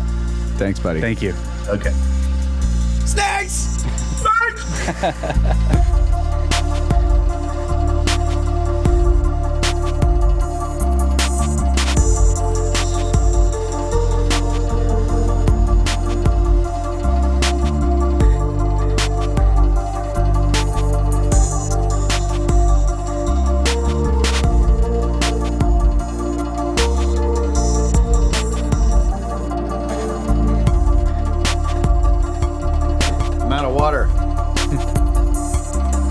And welcome back, ladies and gentlemen. The fastest 2 hours in podcasting. George is gone. We Finally. had a great time. We love you, George. And here we are. We're gonna do our updates and do some emails and wrap it up. I think wrapping it up. Yeah. So we'll continue with the book report next week. Got some great stuff coming. Of course, we're finishing up. Should finish up chapter 10, which is more about the mammoths, and then we go to South America in chapter 11 with more fossil beds down there, but some other great stuff about Tiwanaku and Lake Titicaca and the tilted lake bed, and just it's. I was reading through it today. I'm like, this is amazing. This is sweet. It's going to be so good. So don't read ahead, folks. Sounds good. Oh, really? You don't want people reading ahead now? Don't read ahead. You're going to spoil it. Okay.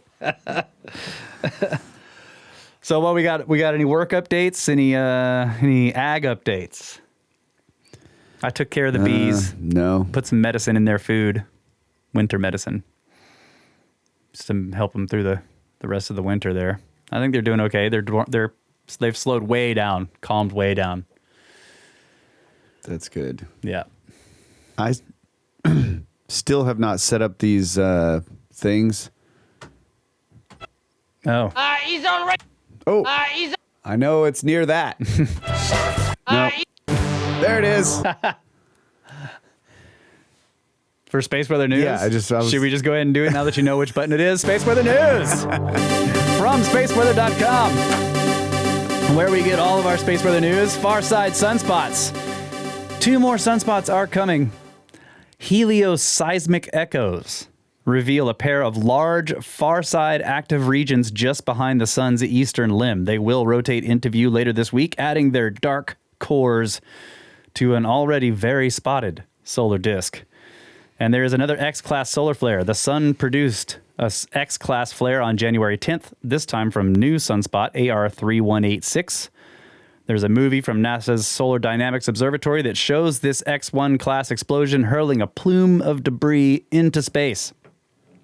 Radiation from the flare ionized the top of Earth's atmosphere, causing a shortwave radio blackout over the South Pacific. Mariners and ham radio operators may have noticed fade-outs and other unusual propagation effects at frequencies below 30 megahertz. This is the third X flare in a week, and each flare has come from a different sunspot. It's not just a single active region. The whole sun is becoming more active. NOAA forecasters say there is a 30% chance of another X flare on January 11th. In other news, Comet ZTF is at perihelion. Comet ZTF C2022 E3 hasn't been this hot in 50,000 years. On January 12th, this comet makes its closest approach to the sun, only 1.1 AU away. Solar heat has turned it into an easy target for backyard telescopes. Discovered in March 2022 by the Zwicky Transient Facility, Comet ZTF has been falling toward the sun for more than 50,000 years.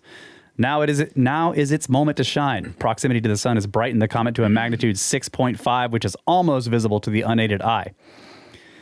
And then soon, after perihelion, ZTF heads towards Earth for a close approach on February 1st. This will brighten the comet to an even more projected peak magnitude of 5, plus 5, which is visible to the naked eye, binoculars, and small telescopes. So between now and then, look for this comet before sunrise in the constellation Corona Borealis. Cool. So I guess it's making its closest approach on February 1st, so we should... Awesome. Yeah, we'll be checking that out. Yeah.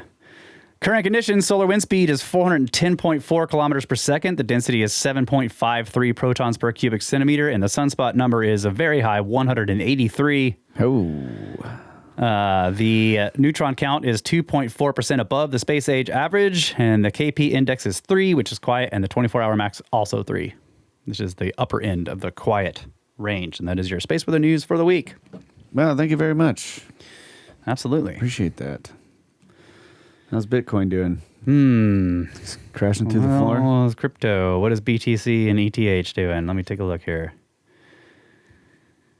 Well, Still haven't gotten the dinger. it's up 4.68% since the last time I looked at it. Bitcoin is 18,217.75, and Ethereum is $1,404.13. Mm-hmm. Ding, ding, ding, Ding, ding. ding. Okay. Cool. Yeah, I still haven't bought any. yeah. You haven't?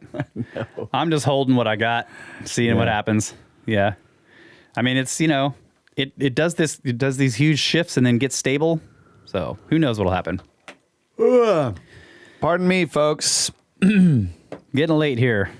It is getting late, and need to- also I started a fast today. That's So true. Yeah. No coffee. I haven't had any coffee. I have had no food, and I have had no smokes or beers. Ooh. All I've had is water. That's what that is. That cup of water. That was a cup of water that's now empty. Okay. We'll read a couple emails and wrap this up, folks. I'm like, Kyle's getting grumpy. Freaking water. He's hangry. First email called To the Snakes from Kyle. Another Kyle. He says, sending much love and appreciation to you and your families. The work you both put in along with Ben and Randall is so important. I just can't think of the words to thank you all enough. While I haven't listened to all the episodes, I don't think I've heard the name of the wine you produced before. Thank you. The name of the wine we produce the company name is Turtle Creek Vineyard, That's right. but the wine is Cabernet and Montepulciano and Merlot. Until later. We'll Right. have more later. Yes.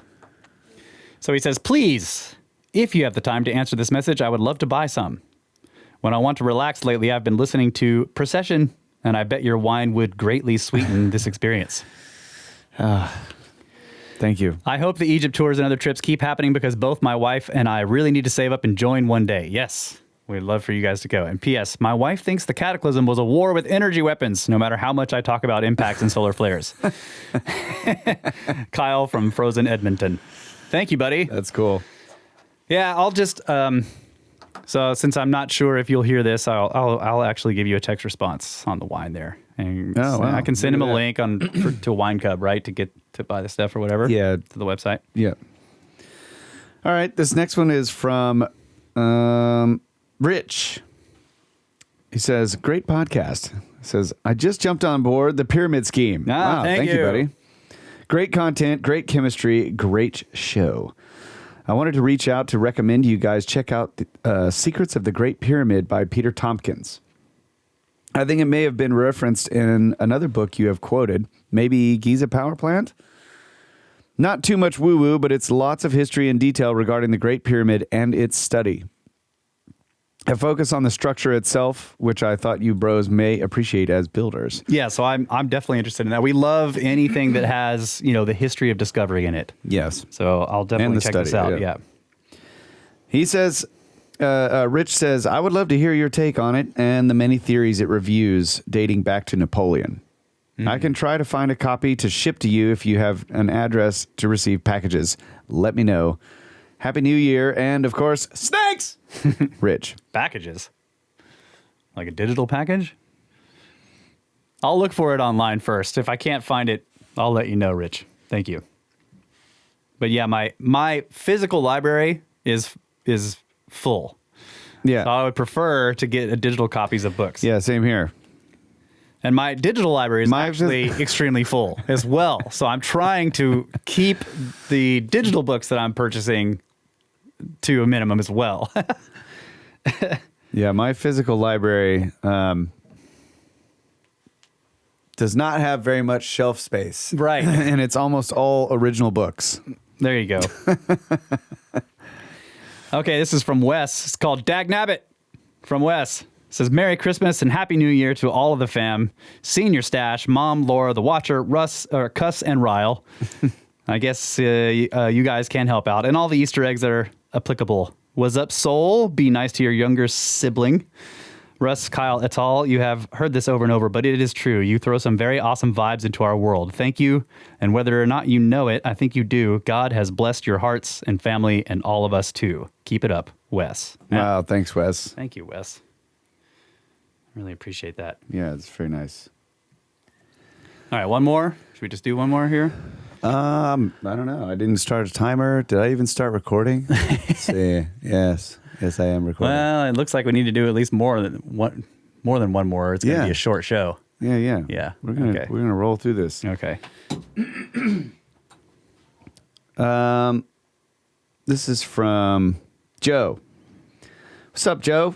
He says it's titled Shortish and Sweetish. He says, Yo, snakes. Not to point out the obvious, but I've never heard anyone say this out loud or have read it in print. In regards to the precession of the equinox, the Mayans cast their great year in stone, pretty damn confident in their knowledge for 2000 BC. From my recollection, the Sumerians also knew around 3000, 4000 BC. Here is where I apply my logic. How many times does an incident have to repeat before you recognize that you have seen this before? Then you document and test your observation. Think of the commitment it took to not forget what you were trying to prove over a 26,000 year observation.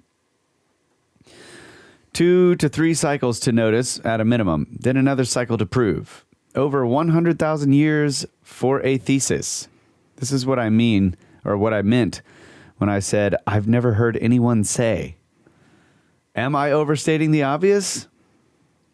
With that being said, my mind goes to Göbekli Tepe. Could they have been the original ones who noticed, built those structures to document their observations, then burying them to preserve their work to prove the cycle? They didn't have the luxury of autosave. Lots more in my noggin, but I want to stay away from those from tome status. Oh, I was thinking that the usual route we mentioned when originally finding the brothers should have a name. I was thinking Bindle Rocock. No. No, that sounds like a really bad name, dude. Yeah. I don't know. Maybe That's just like definitely important take that one back to the drawing board. 33% cranial expansion, knowingly 90% stupid. Love what you do. Love the music. Y'all are just good people. Can't praise you enough. Please keep it up. You are doing us all a great deal of good, which can be hard to find sometimes. Joe. Well, thank you, Joe. Thanks, buddy. Yeah, I don't think that you need a full cycle of precession observations to decide or to figure out what it is, to figure out what's going on. And we have discussed this quite a few times on who first noticed this pattern, how long ago was it, how long do you have to be watching it for you to start to decide something is really going on here. Look, if you don't have precision, you have to watch it for a long time. Yeah. If you have precision, then you don't have to watch it as long. That's right. Right? So we just don't know how long they had to watch it to notice. Right. And I definitely don't think that you need a full cycle. No. And then you're like, okay, something is happening. And then another full cycle, and you're like, something's definitely happening. And then the third full cycle, you're like, that happened before. I've seen that. I don't think it needs to go that way. But yes, you're right, though, in general, with, when you're doing, maybe a chemical reaction, and you're like, okay, something weird just happened there. But it's, and then you try it again, and you see if it repeats. Yeah. But this you can repeat a year. Right? Yeah, you can make observations for a year, sections of it, and you notice that something moved in a way that you didn't expect it to move in that year. Then you can do it again for another year and see if it continues to move in that direction. Yeah, and then you can extrapolate from there. That's what I mean. Yeah. The other thing I would mention here is I'm not sure what you're saying here, but you're saying the Mayans cast their great year in stone, pretty darn confident in their knowledge for 2000 BC. So I thought the Mayans were an AD civilization. Are they 2000 BC? Or is that, I know that maybe the long count is supposed to start around 3000 something BC, but I think the Mayans were around in the... Don't know. Yeah, I think the Mayans were an AD civilization, according to the standard model. Yeah. Right? I thought they went back before. No? I don't know. I don't think so.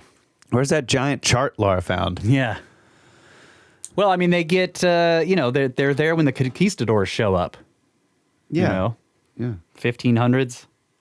So they didn't span the... Yeah, I don't think they were... maybe 2000 BC is when they started. I don't know. I thought they were younger than that. But I could be wrong. I could be misremembering for sure. Yeah, you're probably right. Still, very interesting email. And I like the idea of Göbekli Tepe being, this is like, here's our scientific paper. Let's bury it, and we can check it in 10,000 years to see if we were right. Okay. What? Are you looking up the time span of the Mayan civilization? 2000 BC to 250 AD is the pre-classic period. Oh, okay. Pre-classic Maya. Yeah, so you're thinking of the classic period or the post-classic period. Okay. Contact period and Spanish conquest also is but yeah, it's saying spans from 2000 BC to 1500 or whatever. Yeah, the classic period starts at 250 AD. Right, okay. But the pre-classic starts at 2000 BC. Okay. So he was right. Okay, cool. Yeah. Okay, this one is a little long from... Let's see. This one, it's called Comet from Maria. It says, hello, snakes. Did you know that in the southern... I'm probably going to mispronounce a ton of words in this email. Did you know that in the southern Lapland, Finland, there is a municipality called Kemisland, or Keminmaa? There is also Kemi River, Kemijoki, and the Kemi Lake, one tribe of Sami people whose language and culture have been dead for 300 years, yet offsprings live mixed with Finns, was called the Kemi Sami. In Finnish language are many similar words and names of places to Old Egyptian, written in hieroglyphs language, meaning the same thing too. And then some examples are giving turning in river is kanne or kanen. A deep area in a river under a waterfall is sien or siaven. Sakara, branch or cusp, also a municipality in Kainu, East Finland. Is that Kainu? Yeah, Kainu. Sakaravara, an eroded mountain in West Lapland, in the arm of Maiden, Finland. And there's some other examples here that with stuff that I've definitely mispronounced. So she says, there is at least 2 books published in 1936 about these similarities. In Germany, Finno-Egyptischer Kultursprung den Alten Welt. In Finnish, something Egypt. This is the Finnish mythology. Among other stories in it, there is a story about an object called Sampo. Both the story and the object matches surprisingly accurately to a known ancient object called the Antikythera mechanism. So you can download a free English version of this book, The Epic Poem of Finland, complete by Lonroth and Crawford. Found your podcast some months ago. Like to listen to those when I'm knitting. Kindly, Maria from Finland. Thank you. Thank you. I do like the it's interesting how these words the etymology spread around stuff. in the etymology. Yeah, for Sakara. sure. Yeah. Definitely recognize that one. Yeah. Branch, cusp. And we have some Roddy Frey Yes. emails. I saw that. Yeah. You want to read Terry's and then I'll do Roddy's? Sure. Yeah. All right. Terry. Terry says, hello, Snake Bros. I've finally found a home with those that share my curiosity about prehistory and paleogeology, especially lost civilizations. I've researched and pored over the many anomalies in millennia-old myths, stories, legends, and folklore, as well as the many holes in the standard model of our history. I found you guys through Cosmographia, which I discovered from a web search of Randall Carlson, who I have followed for years. I was intrigued by your curiosity and skepticism of the Skerptards, and especially fell in love with your sarcasm and humor, which mirror mine. I couldn't resist checking out your podcast and was hooked on the very first one, or rather, your second one. 0 mistakes. I have been binging along, trying to catch up, and it's a daunting task, but so worth it. I'm currently on episode 133. Where's my bell? Part 1 of The World in Upheaval. However, my desire to join in on the current discussions, I devised a new plan. Okay, so he's got a new plan for joining in. New plan. I listened to the most recent podcast of listener comments and will continue to follow along as new episodes are released, and will catch up on the back catalog in between. It was nice to finally get to see Laura and put a face, and a pretty one at that, to the lovely voice that announces every new jewel released. All right, thank you, sir. Now my backstory. I was raised on a small rural farm in eastern Ontario and marveled at the rolling hills of gravel interspersed with hills of sand and underlaid in a large part of the area a hard packed bluish clay. I came to realize it was mostly glacier created terrain that inspired my natural curiosity. I have always had an insatiable love of math and science, and eventually also engineering. Having grown up around the animals on the farm and the wild animals around, early on I understood how hard it must have been to domesticate the food animals, and not to mention breed to create so many different breeds of each. I reached my teens, and I came to the realization that developing domestic crops would have been even more challenging. How did my butt flap ancestors accomplish this while trying to find food, protect themselves from predators? Oh, and in their spare time, build immense megaliths as a hobby. I am currently reading Stairway to Heaven by Sitchin after finishing the 12th Planet. I have read numerous books on the topic of possible prehistory in Atlantis, not the least of being Fingerprints of the Gods and Magicians of the Gods and Path of the Pole. Have you read Ragnarok, The Age of Fire and Gravel by Ignatius Donnelly, in which he discusses a comet impact in the distant past? I thoroughly enjoy your many book reviews and the awesome guests you have on. I plan on going back and commenting on my favorites, and I've joined the Discord chat and waiting on approval for the Facebook group. Anyway, I apologize for rambling on, but you snakes have stirred up my latent snakiness, and I have my mind churning with so many thoughts I want to share, but I will sign off for now, and you'll hear from me in the future.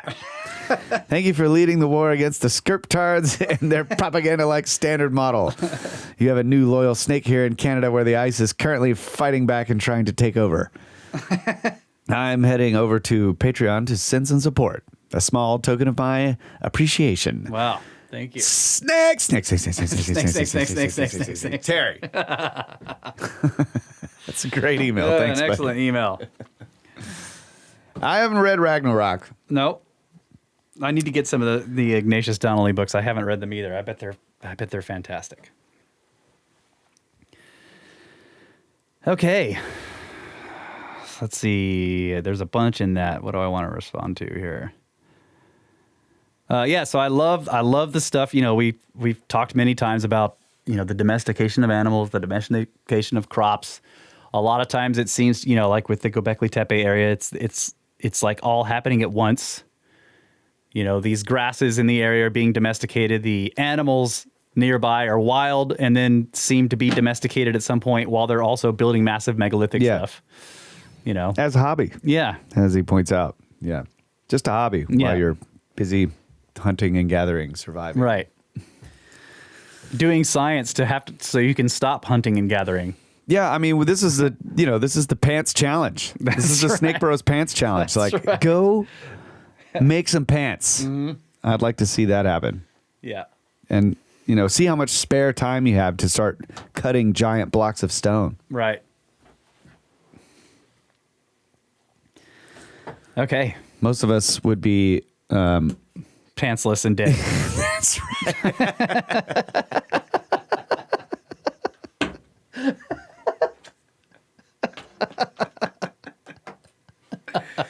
Amen, brother. Pantsless and dead, indeed. That's right. So Roddy has been sending us some excellent emails.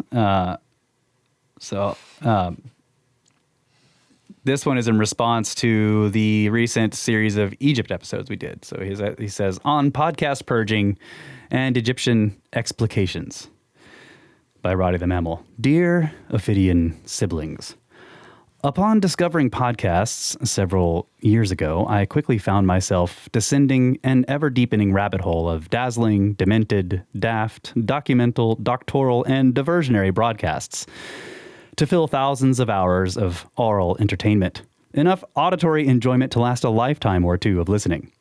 However, such a cornucopia of convivial cultural communications left my endothermically charged cerebral matter overtaxed, overtired, and overwrought.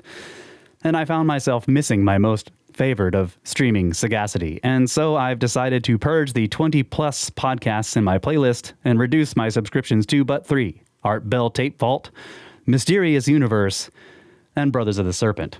Oh, what a guy. Wow. I mean, like... Dang. That is an auspicious list to be a part of. Thank you. Thank you, sir. These 3 have consistently brought forth information, inspiration, insight, and illumination to the soft, gray corridors of my mammalian mind. Granted, this is small, if verbose praise from a single individual of like mind and circuitous communication contrivance, but praise nonetheless. Side note, Cosmographia is also included on my podcast playlist, but due to the depth, density, and pith of Randall's geologic lectures, I must listen to said podcast in a much different manner, oft clutching my quill, poised to take notes, so that I may then run to the dictionary and try to figure out what the hell he is saying. But I digress. As for Egypt, a few thoughts on this ancient, ageless archaeological wonderment. Why, of all the atavistic and archaic civilizations of humankind known to us, Why does Egypt seem to capture our imagination with such ferocious focus, with such crazed curiosity, to the point that all other archaeologic acquisitions seem to pall to gray by comparison? There are no Mayanologists, no Sumerologists, no Harappanologists, and yet, as Athena leapt forth from the forehead of Zeus, the great science of archaeology has seen fit to birth forth the separate and sectional study of Egyptology. Again, I ask, why? Is it possible that we recognize within this vaunted spectral empire a vague and distant memory of a prehistoric past long forgotten? A past in the deep gulfs of time. As the daughter's face reflects the mother, does ancient Egypt reflect some remote, antediluvian, materfamilias civilization, a civilization lost to time through the ravages and cataclysms of the last ice age? Further, if a civilization developed a different type of technology to create their technological marvels, would we recognize the engines that powered this technology? Would we see and understand the telltale effect of that technology on the buildings and monuments created with that self-same, different technology? Would we understand their writings of how such a technology worked? If a civilization were able to use not metal but stone to build generators and engines to create power and energy, what might these generators and engines look like? More importantly, would we be able to recognize these generators as generators, these engines as engines? Or would they be labeled as temples or unknown religious artifacts? Finally, we have many archaeologists and Egyptologists commenting and explaining the building of the pyramids, but have any of these self-proclaimed building experts ever consulted real experts in stonemasonry and engineering as to the viability of the simple copper chisel, bow saw, stone dragging methods of monument building currently in favor with the status quo contingent plaguing both archaeology and academia? I think not. Just a few thoughts on the recent series of Egyptian-themed episodes. Thank you in advance. Yours, Roddy the Mammal. Yep, that's great. Really good stuff. I love the alliterations. I know so much of it. Great thoughts from the desk of Roddy the Mammal, who we all know is just a scaly guy wearing a fur coat. That's right. He's trying to trick us. So hard.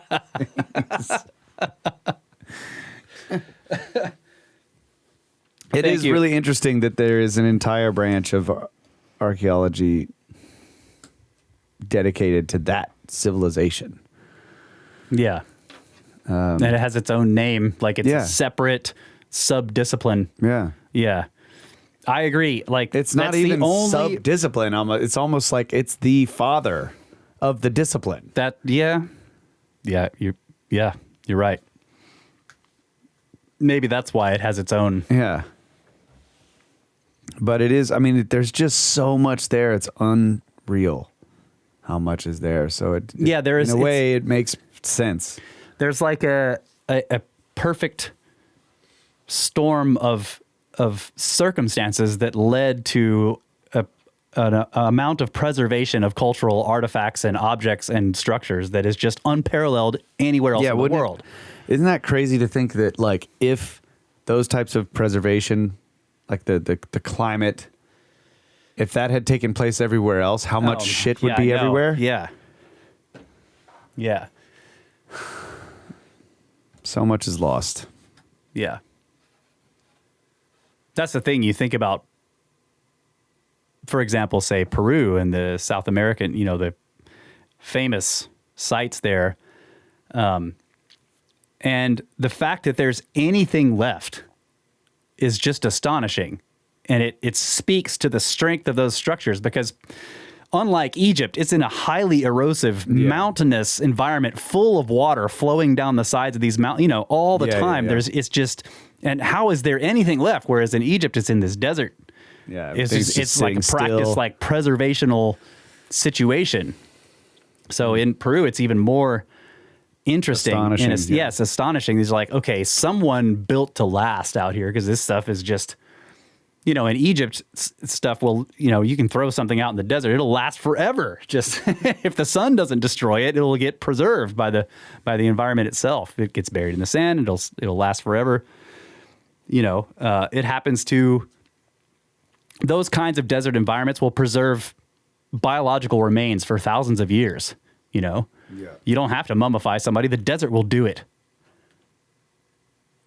So the fact that there's a lot preserved there is, you know, is part of the reason because of that environment. But in Peru, it's a completely different situation. So it's astonishing that anything is there at all. But yeah, I do like the point that there's Egyptology. And would we recognize? No, I think that's part of the thing that people like us and, you know, and Graham, Randall, Ben, we're all looking at this and saying, look, there's something here.